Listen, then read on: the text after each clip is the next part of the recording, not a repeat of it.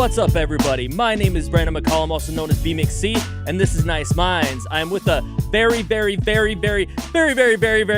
times 10 very special guest, Colin The Troubadour. What's good, my dude? What is going on, man? How are you? I am doing just fine considering the craziness of the last few years, because I've just been having a wild time in my life. But dude, it's good to see your face. We go back. We go way back. Many moons. Many Yeah. moons. Probably like I think I met you 2006-ish, probably. You know, it's funny. I was trying to think about when we actually met, and I was like, was it at a Yaffa thing? Was it at something out in Maple Grove, like a show? Was it just at a random show somewhere in Minneapolis? I couldn't pinpoint it though, to be honest with you. I was racking my brain, but I couldn't think of the exact day. I would guess it was probably Yaffa because I was going up there like weekly, because and that was like before BNC actually like really started going. But I was TQD had told me about, meet the meeting of the minds with Egypto, and I was going up there a lot. So I feel like that's probably where we met. I knew you before that. You did? Okay. I'm pretty sure it was Dinky Towner. Yeah, that would make sense. I can remember either seeing you perform or we were just all at a show together or something. And you ended up, I don't remember where we went, but you ended up like in Missy's car or like somebody's car with us going somewhere to some party or something. Oh, And funny. that's when we met. And I think I want to say like it was you, me, Missy, and like Mercy's and like maybe somebody else or something. I don't even know. Yeah. Yeah, but I can remember you in the back seat freestyling, and and Oh, here we go. because you're notorious for like any get together, any party, you just freestyle like crazy. I Yeah. mean, dude, what's your record for how long you've freestyled, like in one sitting? Man, that is a fantastic question. I couldn't even tell you. I mean, I definitely haven't set like I know they've done world records for like hours and hours and hours on end, which is silly and ridiculous. But I mean, I'm probably, in the 20-minute range, maybe somewhere in there. Yeah, I figured it was probably something like that. Yeah, probably 20 to 30, I would say. I know a couple of people that can freestyle really well, and you're one of those people that just like you just got that. Thank you, man. Appreciate it. It wasn't long after we started, well, I mean, like you said, like, we started going to Yaffa, which was a hookah bar, where we'd meet up with Egypto Knuckles, and Egypto kinda had these, I mean, like, before you guys started Background Noise Crew, which was your, the label that Egypto started and all you guys started, before that, he was having, like, these, like, building sessions. Yeah. So I remember the first time I met Egypto was actually at one of those, and I wanna say it was, like, it was you, I know Missy for sure was there, I think, I remember Muja Messiah being there, Yeah. and I can't remember who all was there. I'm sure it was a bunch of people that I know who they are now, but I didn't know at the time. It's crazy how many people rolled through there, man. Yeah, man. Like it's so many what we now consider like kind of hip hop staples in the Twin Cities. Like Yep, they all at one point rolled through Yaffa. yep. That's where I met Dwanell Rowland, and I mean he's Yeah. been killing it for a long time now. I met him when he was like 18, and when he met up with Egypto one day. Yeah. I remember when we were working on I think everybody does this volume two. And he was just kind of starting out and he was up there a lot. Like every time I would go Yep. to meet with Egypto, Dwanell was there quite a bit. So I was like, oh, this guy's hungry, man. I can tell that he's probably going to be onto some good things. And sure enough, man, he kept going and he's doing great. So very very happy for him. Fuck yeah. So yeah, I mean, wasn't long, like within like couple months, couple years, and we became pretty good friends, and we did a bunch of shows together, and I had you on my album, Mr. Nice Guy, a song called 10,000 Yeah, Ways, and you killed a verse. And then I did a beat for your first project when you went by Analyrical. yeah, It was a song called More Than, more than yep. which was incredible. Oh, dude, that beat, dude, it was. I mean, Yeah. you know, that beat was phenomenal. And I remember actually going out to your house and we were talking about the beat and talking about everything. And I was super. I got beats from a lot of different people at that time, just because the nature of networking and doing all these shows and meeting all these different people, I definitely was looking for a lot of different flavors. And I remember when I first heard that beat, I'm like, oh, this is going on my album for sure. I was pretty sold on it right away. Even if I didn't maybe say that immediately, I was definitely thinking it in my head. Yeah, and at the time, I mean, other than my own stuff, that was the favorite thing that I had produced. I mean, and Yeah. still one of my favorites. I mean, I still love that beat. I mean, of course, like I'm, 13 years experience past that, and like, I listen to it and I'm like, oh, I know what I could do better now, but like at the time, it was like one of my best freaking bangers. Like it was really dope, and you killed it. I mean, and that was one of the first tracks that I had like done for somebody else that I was like completely satisfied with, like lyrically, because sometimes as a producer you get beats to some people and you like them, but at the same time it's like they didn't do it justice, and as a producer I've experienced that a lot of times where like I've had people, you know over my tracks, and it just wasn't what I expected it to be, and I think that was like the first time it was like met and exceeded expectations. Oh wow. Thank you, man. B McC to B and C, Beatles back in '63, you know. Fuck yeah, bro. Hell yeah, man.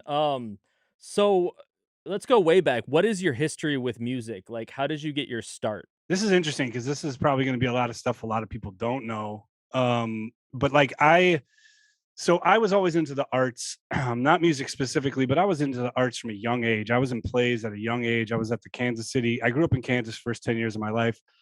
I was at the Kansas like Conservatory Theater when I was like 8 doing, a different version of Midsummer Night's Dream. So I was always on stage, man. Just always a part of my blood. And my mom's been a writer for a long time. As far as hip hop though, specifically, um, it was probably around like 14. I got Nas's Illmatic, and I didn't really quite know what it was, but I had heard about it from a friend. So this was like probably 2 or 3 years after it actually came out, and I remember listening to that and was just I mean, that was a pretty high bar to begin with, but yeah, I was just blown away by that, and then I started writing stuff. Obviously, I kept it to myself for quite a bit, and then when I was like 16 or so, I went to high school with a lot of very talented people at St. Paul Central.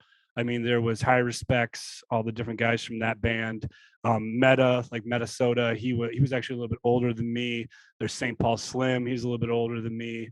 But just a lot of, and then Tech as well. Just a lot of talented people that were, I was either a couple years before me or same time or things like that, and just they would always do ciphers on the second floor of Central, which were pretty famous at the time. And they had like a recording arts program, which I never participated in, but it kind of like showed me that like, okay, you can actually maybe do something. Like there's a creative outlet here for you.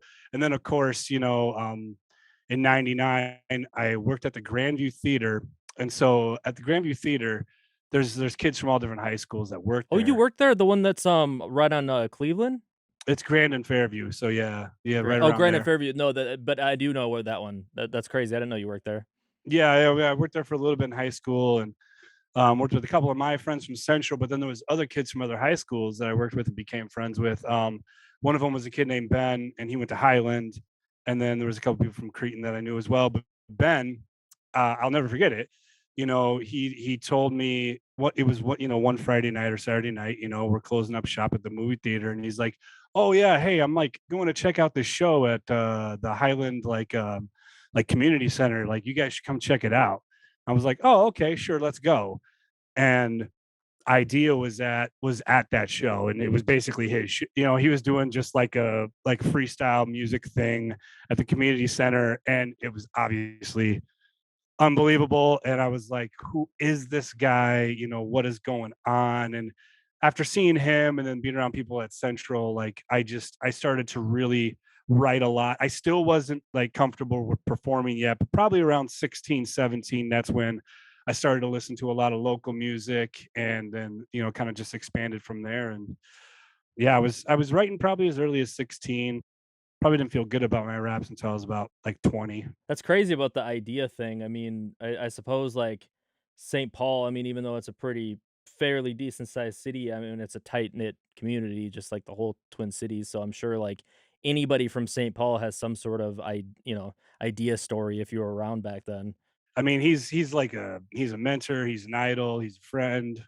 Um, he's one of St. Paul's most brightest shining stars we've ever had, and obviously we all miss him. And um, but yeah, just captured by his energy. And yeah, everyone's got a crazy idea story. I have a couple of my own, obviously, and getting to know him a little bit throughout the years. And yeah, just incredible. Yeah, and I miss Idea, to death. I mean, and, like, Yeah, even just, like, kinda getting to know him a little bit towards the end of his life was an honor, but, like, a interesting thing that, like, I thought of, did recently, Andy Milonakis was on Steve-O's podcast. I saw that. They were talking about, Yeah, like, the best freestylers or whatever, and Andy Milonakis mentioned Idea. yeah, yeah. That was crazy. I saw that on social media, and I was like, So wow, crazy. good on you, man. And you know your history. That's amazing because I mean, it's true.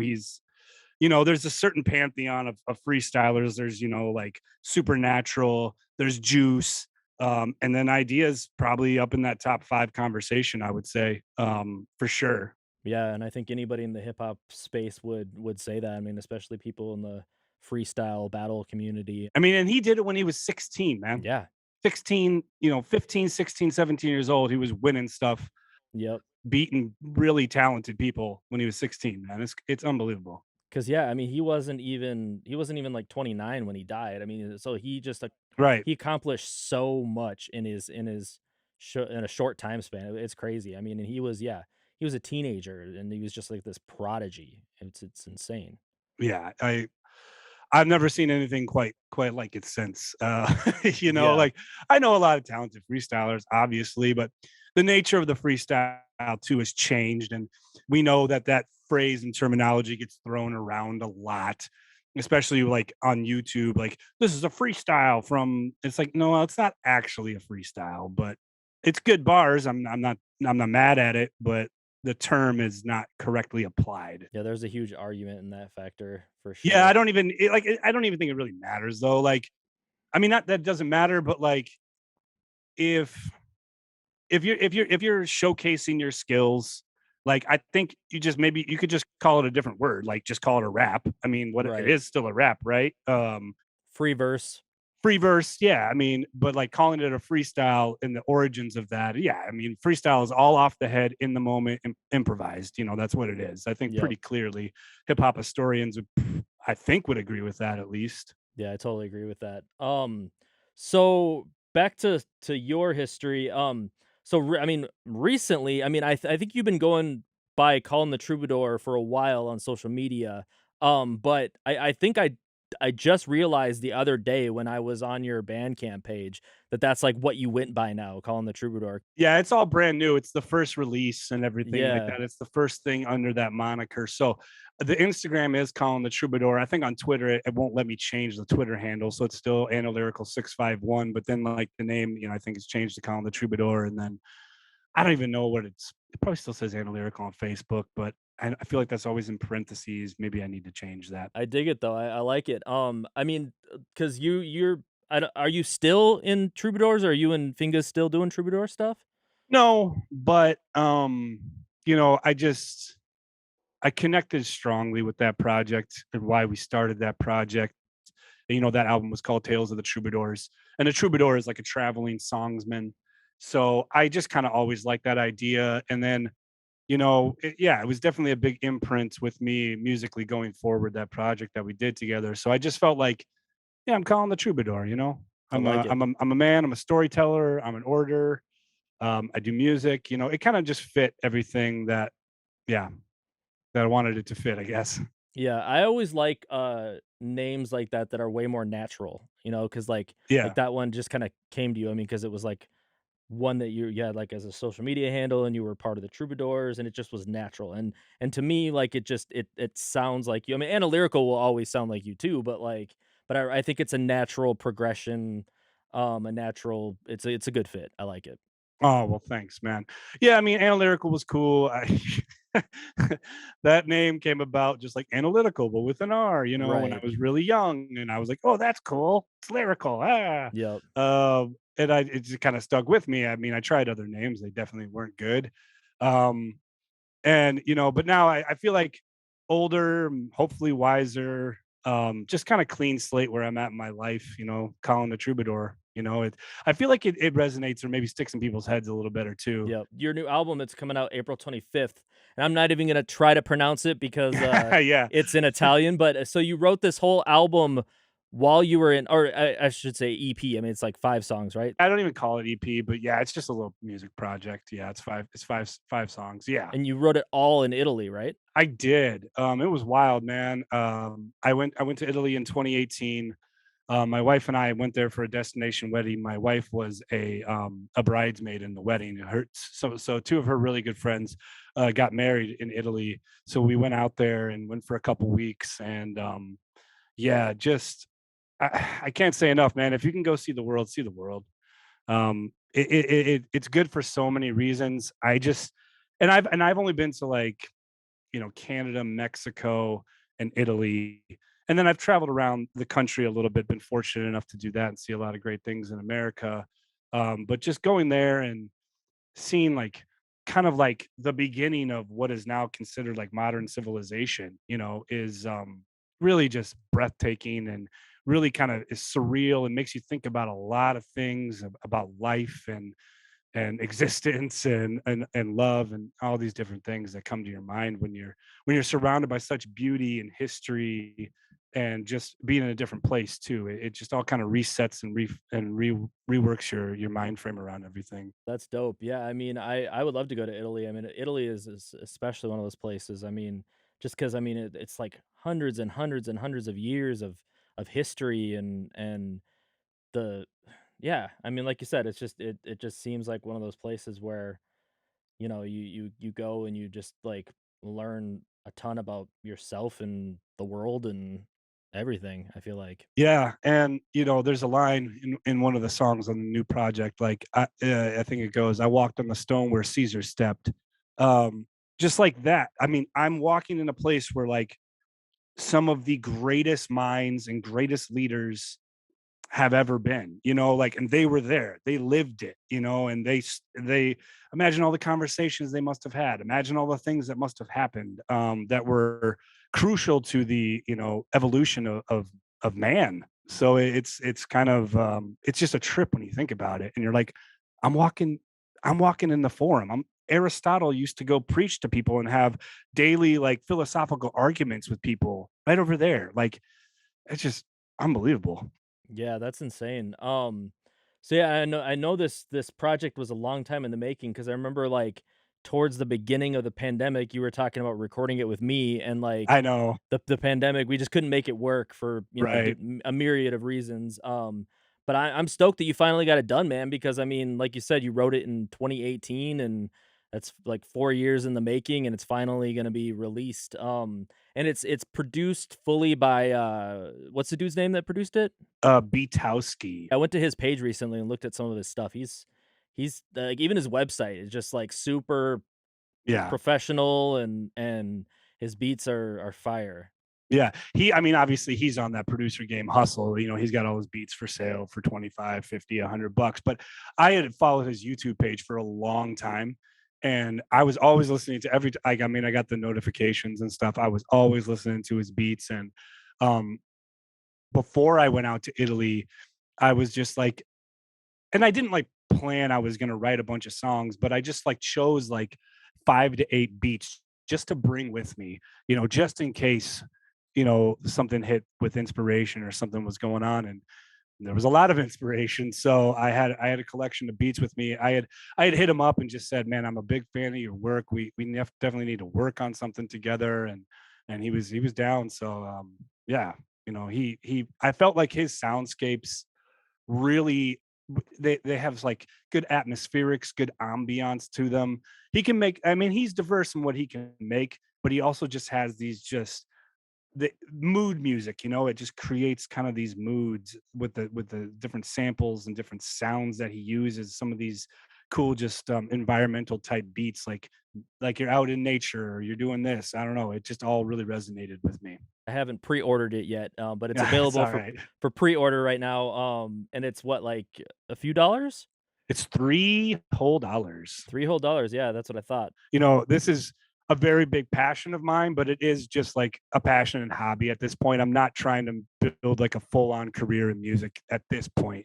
I'm just doing it like you have kind of said in some of your podcasts I've been watching. Like, I'm just doing this for the love.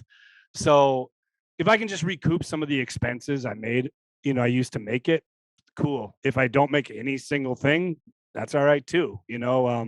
I guess I'm fortunate enough to be in a place where I'm not dependent on the money or anything like that. That's what's up, and you just kinda answered my next question because my next question was because 'cause you're a father, and, husband, and, you have 2 kids now, and I was gonna ask how you balance family life with your creative endeavors, and you just flat out answered it right there.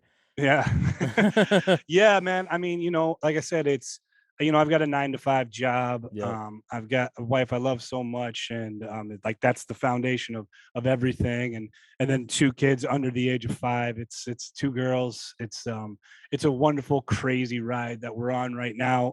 Just try to be there every day, try to soak it all in. And then when there's time, you know, then we write. There's more time than you think, especially when you get like organized. I've really focused on being organized the past like 2 years of my life, and that has really paid off and allowed me to kind of be able to record this and do things like that. Because before that, it was okay. I'll write a little bit here and there, whatever.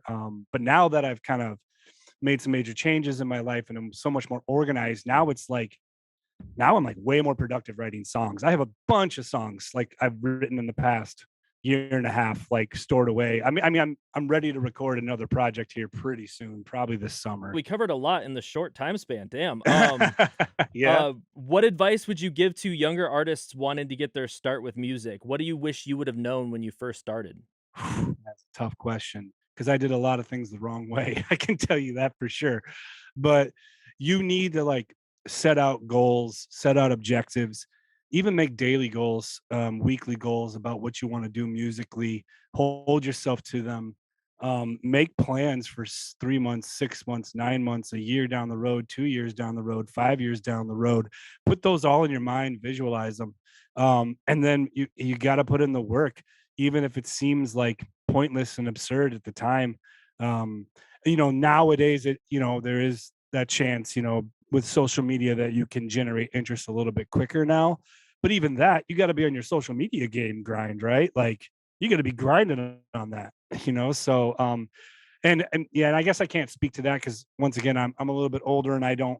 My hustle was, we know what the hustle was back in the day. Like, go to every single show, hand out flyers, duct tape stuff everywhere, tape stuff Yep. everywhere, get on all the forums, text every single person you knew, and some of that's still the same, but a lot of it has changed. So, like, with insights and analytics on social media and how you use those things and what's going to pop and what's going to respond, I would definitely look into that, while you're kind of building everything up as well. That's great advice. I mean, I feel like I've always been organized as like a producer and like as like an artist, and when I ran Nice Entertainment, I was pretty organized, but over the last few years, like my life just got super chaotic and I've had to like kind of rein it back in, and now I journal, and I've been journaling for the last like month and a half, and I've noticed my organization and productivity has just been, um it's been, like, back to where it used to be almost, um, Yeah, just from, like, adding that in, and I've been meditating a little bit and good for you. just trying to just keep my life in order because of all the chaos and shit that's been thrown my way over the last few years, but yeah, I think organization is key, especially if you're trying to make it, in this industry, Yeah. and staying on your social media grind too. With arts, but music specifically, I feel like there's a lot of different avenues to being successful. And then there's also like, how do you define success, right? So there's people obviously you're a big name artist, you've got a million followers on Instagram, people are downloading your music, you're playing shows, getting paid like 50 grand to rock a show. Yeah, you I mean, that's a select group of people. But then there's like the rest of us that like, you got to play shows, but then you also got to like find other ways to get like placements on a Mhm, TV show or like on a podcast or like on a YouTube channel or different placements is like a big thing now. And then mhm. being able to kind of like leverage some of that stuff and monetize that stuff. And the person I always think of is the homie Carnage. Um, he's never been like, I mean, he's very well respected, has a fantastic reputation, such a great individual, but he's never like been like a big, huge mainstream success, right? But he's able to maintain a professional career. And he's been very smart about how he leverages everything and how he approaches everything from a business perspective. So I would say, if people are watching this, go follow Carnage on Instagram Yeah, and see what he's doing. I mean, today, Mouth Beat Mondays, dude. He's always got, and he was at an elementary school doing. I mean, and that's so cool, and that like yep, that brings people in, like community feel, and just like, wow, this guy's really like, he really cares about this, right? So yep. it's I don't know. Yeah, it was there's lots of different avenues with music, just, finding your niche and finding your way can be tough, but if you find it and then you work at it, for sure. I appreciate you for coming on the podcast, man. Do you have any last words you wanna leave the people with? Oh yeah, I didn't even tell you how to pronounce the project. It's All'Italia con amore, which translates to Italy with love. So just go to colinthetroubadour.bandcamp.com, pre-order it today. It comes out on April 25th. And there's a reason that it comes out on April 25th, which I will share right now. So we were talking about Italian history earlier. April 25th is a huge day in Italy. It's a liberation day or a day of freedom. So it's basically the day that Mussolini's reign ended. So it's a huge celebration in Italy on that day every year, kind of like our July 4th or what have you. So yeah, it's a very important day. So I wanted to, when I was looking at the calendar when to release this, I was like, I know this is a long time for a pre-order to be out there, but I'll have it ready to go. And April 25th is the day. I'm celebrating Italy. So I've seen some people from Italy like hit me up on Instagram already, which is really cool. Like that's kind of what I want to have happen a little bit, but definitely to engage with it. But yeah, April 25th, All'Italia con Amore. It's going to be on Bandcamp, colinthetroubadour.bandcamp.com. And then eventually it'll be on all the platforms and streaming stuff and iTunes and Spotify, all that stuff. Hell yeah, man. Go get that shit, everybody. Go get that. All'Italia con amore? All'Italia con Amore. Amore. Amore, that's Amore. That's amore. Yeah, there you go. Hell yeah, man. Well, thank you, dude. I appreciate you. I appreciate your friendship after all these years, man. You've always been the homie. You've always been mad supportive of me. And we've always made amazing music together when we've had a chance to collaborate. And yeah, I just appreciate you, man. Oh, I appreciate you too, man. And let's work together again, man. Let's do it. I'm ready. Fuck yeah, bro. Let's get it.